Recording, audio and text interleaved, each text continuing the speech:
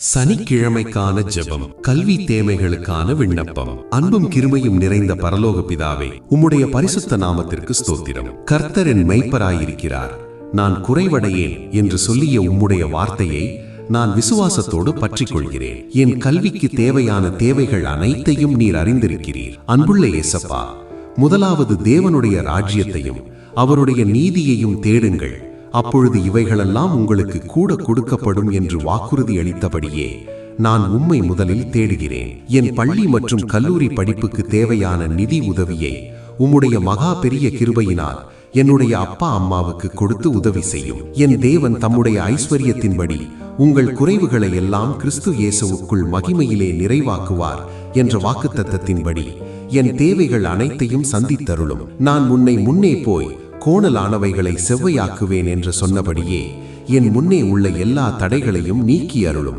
என் கிருபை உனக்கு போதும், பலவீனத்திலே என் பலன் பூரணமாய் விளங்கும் என்ற வார்த்தையை நான் நம்புகிறேன். என் பலவீனமான நேரங்களில் உம்முடைய வல்லமை என்னை தாங்குவதாக.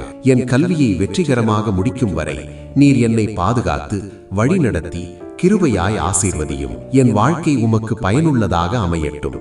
என் படிப்பின் மூலமாக உம்முடைய நாமம் மகிமைப்படட்டும். இயேசு கிறிஸ்துவின் வல்லமையுள்ள நாமத்தில் ஜெபிக்கிறேன் பிதாவே, ஆமென். விசுவாசத்திற்கான வசனங்கள். உன் வழியை கர்த்தருக்கு ஒப்புவித்து அவர் மேல் நம்பிக்கையாயிரு, அவரே காரியத்தை வாய்க்க பண்ணுவார்.